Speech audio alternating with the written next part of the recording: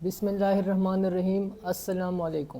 میں دانیال اختر اپنے YouTube channel STD کے ساتھ آپ کی خدمت میں حاضر ہوں۔ جیسا کہ آپ سب کو علم ہے کہ 8 فروری کو الیکشن کی اناؤنسمنٹ ہو گئی ہے، جس کے سلسلے میں ہم نے انٹرویوز کا آغاز بھی کیا ہوا ہے ان پولیٹیکل کینڈیڈیٹ سے جو کہ مختلف پارٹی سے منسلک ہے۔ اسی سلسلے کو آگے بڑھاتے ہوئے ہم نے آج طارق متین صاحب کو بلایا ہے انٹرویو کے لیے، جن کا تعلق جماعت اسلامی سے ہے اور یہ ان کی طرف سے NA32 کے کینڈیڈیٹ ہیں۔ سر، سب سے پہلے تو میرا آپ سے کویشچن یہ ہے کہ پولیٹیکل بیک گراؤنڈ اگر ہمارے ویورز کے لیے آپ بتا دیں اپنا۔ بسم اللہ الرحمن الرحیم۔ شکریہ آپ لوگوں نے ٹائم نکال کر یہاں پر تشریف لے آئے۔ میرا نام تو جیسے آپ نے بتایا کہ طارق متین ہے اور میں شاہین مسلم ٹاؤن کا رہائشی ہوں۔ پشاور شہر کا ایک گنجان آباد علاقہ ہے، تو اسی شہر کا علاقہ ہے۔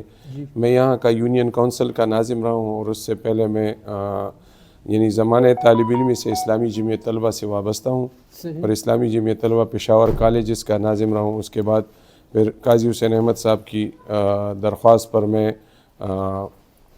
پاسبان پشاور سٹی کا صدر رہا ہوں، اور پھر اس کے بعد جماعت اسلامی کے پلیٹ فارم سے جدوجہد کر رہا ہوں، اور اس وقت جماعت اسلامی کے قومی اسمبلی کا امیدوار ہوں۔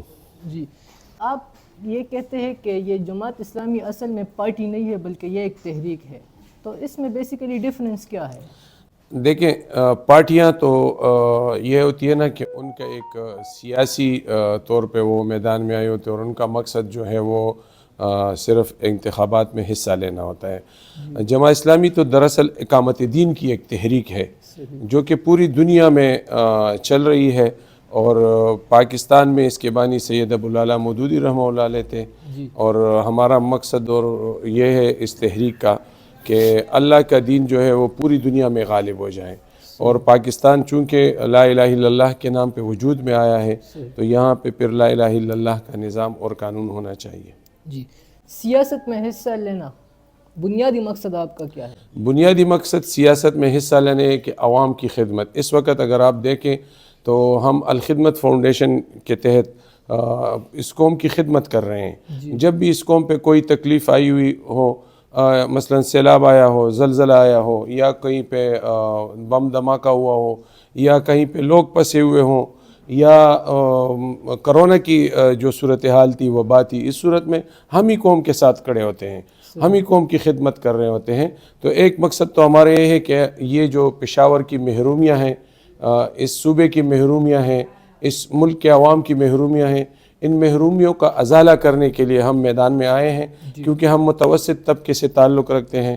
ہم نہ سرمایہ دار ہیں، نہ جاگیردار ہیں، نہ کارخانہ دار ہیں، ہمارے کوئی ذاتی مقاصد نہیں ہیں، ہم قوم کی خدمت کے لیے میدان میں آئے ہیں۔ دوسری وجہ جو جماعت اسلامی کا سیاست میں آنا وہ یہی ہے، جیسے میں نے آپ کو بتایا کہ ہم چاہتے ہیں کہ پارلیمنٹ سے لے کر عدالت تک یہاں پہ عدل اور انصاف کا قیام ہو، یہاں پہ لوگوں کو انصاف ملے۔ جو اس وقت تانوں میں، عدالتوں میں اور پورے جو نظام ہے، اس میں غریب عوام کا سننے والا کوئی نہیں ہے، سرعام انصاف بکتا ہے۔ تو اس انصاف کے بکنے کے نظام کو ختم کرنے کے لیے جماعت اسلامی میدان عمل میں موجود ہے، اور ہم اپنی جدوجہد کر رہے ہیں، اور انشاءاللہ ایک دن ہم پورے پاکستانی قوم کو یہ خوشخبری سنائیں گے کہ یہاں پہ ایک نظام عدل قائم ہو گیا، امانت دار اور دیانت دار کی عادت سامنے آئی ہے۔ جو اس الیکشن کے لیے آپ کے پولیٹیکل اپوننٹس ہیں، ان کے لیے آپ کا کوئی میسج؟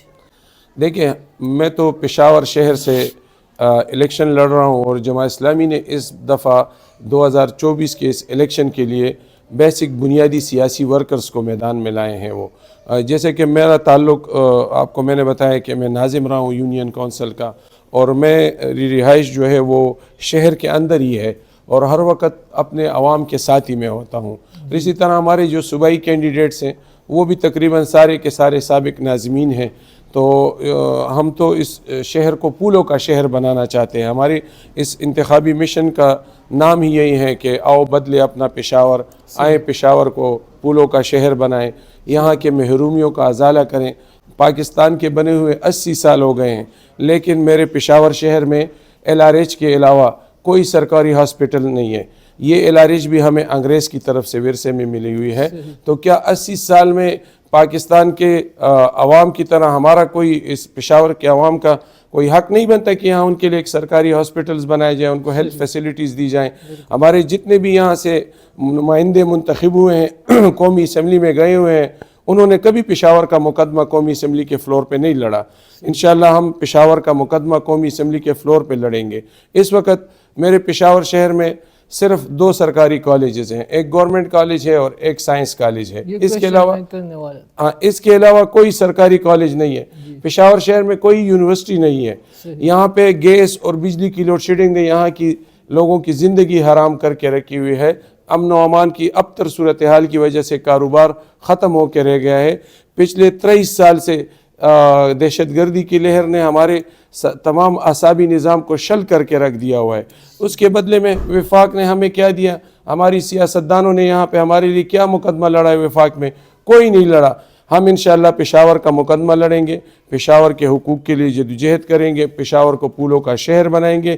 اس وقت جو گیس اور بجلی کی لوڈ شیڈنگ ہو رہی ہے یہ سراسر آئین کی خلاف ورزی ہے. آئین کے تحت جس صوبے کا پیداوار ہوتا ہے اس پہ پہلا حق اس صوبے کے لوگوں کا ہوتا ہے.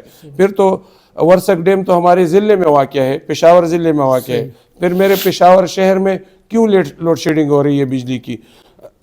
گیس جو ہے اس کے ذخائر کوہاٹ اور کرک میں ہیں, جو کہ پشاور کے ساتھ ٹچ ضلع ہے, اضلاع ہیں. ہمارے سر پہ پائپ گزر کے اسلام آباد اور فیصل آباد میں گیس ہوتی ہے, جبکہ پشاور کے لوگ گیس کے لیے رول رہے ہیں. تو یہ آئین کی سراسر خلاف ورزی ہے. ہم آئین کا یہ مقدمہ, یہ جو آئین بنائے ہو یہ ہم نے نہیں بنایا ہے, یہ عوام نے نہیں, یہ پارلیمنٹ نے بنایا ہے. اس پارلیمنٹ سے ہم پوچھیں گے, وہاں پہ جا کے اس پارلیمنٹ سے پوچھیں گے کہ ہمیں اپنا آئینی حق کیوں نہیں دیا جا رہا ہے. یہاں کے پشاور کے سیاستدانوں نے پشاور کا کوئی مقدمہ پارلیمنٹ کے فلور پہ نہیں لڑا ہے. وہ گئے ہیں تو انہوں نے اپنی ذاتی مفادات, ذاتی فائدے حاصل کیے ہیں, کبھی انہوں نے پشاور کے لیے کچھ نہیں کیا. انشاءاللہ ہم پشاور کو آباد کریں گے, پشاور کو خوشحال کریں گے انشاءاللہ.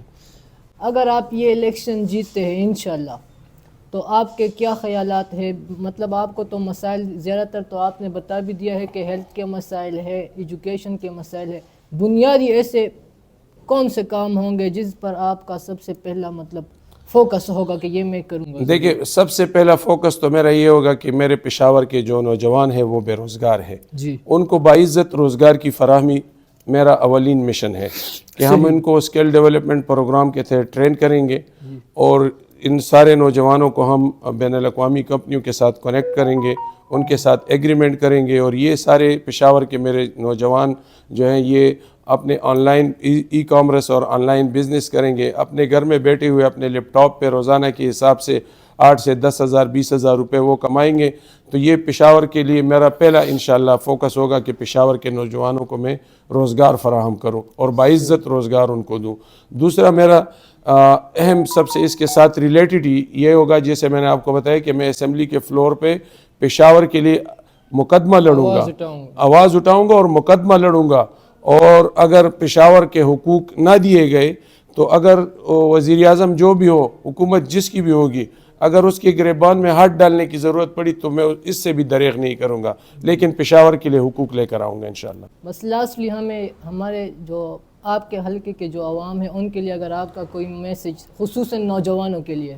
جی, میں تو اپنے پشاور کے نوجوانوں کو یہی کہنا چاہتا ہوں کہ آپ لوگ روایتی اور فرسودہ سیاستدانوں سے نجات حاصل کریں, اور یہ جو سرمایہ دار, یہ جو کارخانہ دار, یہ جو لنگ لاٹ, یہ جو بڑے بڑی گاڑیوں میں پھرتے گھومتے الیکشن کے دوران ہمیں نظر آتے ہیں, یہ پشاور کے حقیقی نمائندے نہیں ہیں. پشاور کے حقیقی نمائندے وہی ہیں جو ان کے ساتھ اس شہر میں رہتے ہیں, جن کا دن رات یہاں پشاور میں ہوتا ہے, بسنا ہوتا ہے, اپنے علاقوں میں بسنا ہوتا ہے, اور ہر وقت عوام کے درمیان موجود ہوتے ہیں. تو میں پشاور کے نوجوانوں کو یہی کہوں گا کہ اپنی توانائیاں ان لوگوں پر جو فرسودہ نظام کے لیے جدوجہد کر رہے ہیں, جو قبضہ مافیا ہے, سیاسی قبضہ مافیا, پشاور کے سیاست پہ انہوں نے پیسوں کے ذریعے, دولت کے ذریعے قبضہ کیا ہوا ہے, ان کو مسترد کر دیں, اور 8 فروری کو ترازو کے نشان پر مہر لگا کر پشاور کو ایک خوشحال پشاور بنانے کی اس جدوجہد میں ہمارا ساتھ دیں. میں پشاور کے نوجوانوں کو یہ بھی پیغام دینا چاہتا ہوں کہ وہ تھوڑی سیاسی ہوشیاری کا بھی مظاہرہ کرے, کیونکہ اس وقت کچھ آزاد امیدوار بھی میدان میں موجود ہیں. آزاد امیدواروں کا کوئی مستقبل نہیں ہے. وہ یہاں سے منتخب ہو کر جائیں گے تو 3 دن کے اندر ایک سیاسی پارٹی کو جوائن کریں گے. وہ جس پارٹی کے لیے کہہ رہے ہیں کہ ہم اس پارٹی کو جوائن کریں گے، میں واضح طور پر کہہ دوں گا کہ وہ تحریک انصاف کا کہہ رہے ہیں کہ تحریک انصاف کو ہم جوائن کریں گے. تو اس وقت الیکشن کمیشن آف پاکستان کے ویب سائٹ پہ پاکستان تحریک انصاف نام کی کوئی جماعت نہیں ہے، جو کہ ظلم ہے، جو کہ زیادتی ہے، جو کہ سیاسی وہ ہے، یعنی ان کے لوگوں کے زبان پہ تالہ بندی. ہم اس کی بھرپور مذمت کرتے ہیں. تحریک انصاف کو بالکل میدان میں آنا چاہیے تھا، ان کو میدان عمل میں ہونا چاہیے تھا، تاکہ وہ تو چاہتے لیکن گورنمنٹ نہیں چاہ رہی ہے نا کہ وہ میدان میں آ جائے. تو ہم اس کی بھرپور مذمت کرتے ہیں. تحریک انصاف کو میدان میں ہونا چاہیے. اور میں پشاور کے عوام کو ایک بار پھر خصوصاً نوجوانوں کو کہنا چاہتا ہوں کہ وہ ان باتوں سے باہر نکل آ جائیں کہ سیاسی عشق کی بنیاد پہ وہ ووٹ دے رہے ہیں. تو سیاسی عشق کا نتیجہ جو ہم نے 2018 میں بھگتا کہ جب عشق کے نتیجے میں ہمیں کچھ لوگوں کو ہم نے صرف خان کے اس کی محبت میں ووٹ دی. شخصیات کو ووٹ نہیں دینے. نہیں، شخصیات کو نہیں، میری بات آپ پوچھیں. یعنی اگر ہم نے خان کے محبت میں ان لوگوں کو بھی ووٹ دیے جو آج خان کے ساتھ نہیں ہے، تو اس طرح تو آزاد امیدواروں کا کوئی پتہ نہیں چلتا کہ وہ کل کس کے ساتھ ہوں گے. کیونکہ وہاں پہ تو پھر منڈیاں لگ جاتی ہیں، بولیاں لگتی ہیں. تو میں پشاور کے نوجوانوں کو یہ پیغام دینا چاہتا ہوں، خصوصاً پی ٹی آئی کے ورکرز کو، کہ وہ جماعت اسلامی پر اعتماد کا اظہار کریں، جماعت اسلامی کو ووٹ دیں. انشاءاللہ ہم پارلیمنٹ کے فلور پہ، اسمبلی کے فلور پہ ظلم کے خلاف آواز اٹھائیں گے. اور جو ظلم اور زیادتیاں اس وقت پی ٹی آئی کے ساتھ ہو رہی ہیں، اس کا ازالہ ہم پارلیمنٹ کے فلور پہ کریں گے انشاءاللہ. اور سب کے ساتھ اگر انٹرا پارٹی الیکشن پہ پی ٹی آئی کا رجسٹریشن منسوخ ہوتا ہے اور ان سے سمبل لیا جاتا ہے، تو پھر تو باقی سیاسی پارٹیاں بھی غیر جمہوری ہیں. ان کے اندر بھی تو کوئی انتخابات نہیں ہوتے. وہ تو موروثی جماعتیں ہیں. پیپلز پارٹی کو دیکھے تو وہ زرداری فیملی کے راؤنڈ باؤٹ گھومتی ہے. اس طرح این پی جو ہے وہ باچا خان مرحوم کے فیملی کے راؤنڈ اباؤٹ گھومتی ہے. اس طرح مسلم لیگ، اس کا نام ہی تو نواز ہے. اور اس طرح ہمارے جو مذہبی جماعت ہے جے یو آئی، وہ بھی مولانا مفتی محمود رحمۃ اللہ علیہ کے خاندان کے راؤنڈ اباؤٹ گھومتی ہے. تو ان کے اندر بھی تو کوئی جمہوریت نظر نہیں آ رہے. پھر تو پاکستان کی تو واحد حقیقی جمہوری پارٹی جو ہے وہ جماعت اسلامی ہے، جس میں باقاعدہ ہر سال 5 سال بعد جو ہے وہ انتخابات ہوتے ہیں اور ووٹ کے ذریعے امیر کا انتخاب کیا جاتا ہے. کوئی موروثیت اس میں نہیں ہوتی ہے، قابلیت کی بنیاد پہ ووٹ دیا جاتا ہے اور لوگ سامنے آتے ہیں. پھر تو الیکشن کمیشن کو، باقی تمام پارٹیوں کو بھی ان کی رجسٹریشن منسوخ کرنی چاہیے اور ان کی نشان کو ہٹا دینے چاہیے. ٹھیک ہے. اور اس وقت ہم یعنی یہ دوبارہ کہیں گے کہ آزاد امیدواروں کو ووٹ دینا پشاور خصوصاً اور پاکستان کے مستقبل کے ساتھ ایک گنونا کھیل ہوگا. مہربانی، شکریہ. بہت بہت شکریہ ہمیں ٹائم دینے کے لیے. اللہ آپ کو آپ کے نیک ارادوں میں کامیابی دے. شکریہ، مہربانی. تو ناظرین، امید کرتے ہیں کہ آپ کو آج کا انٹرویو اچھا لگا ہوگا.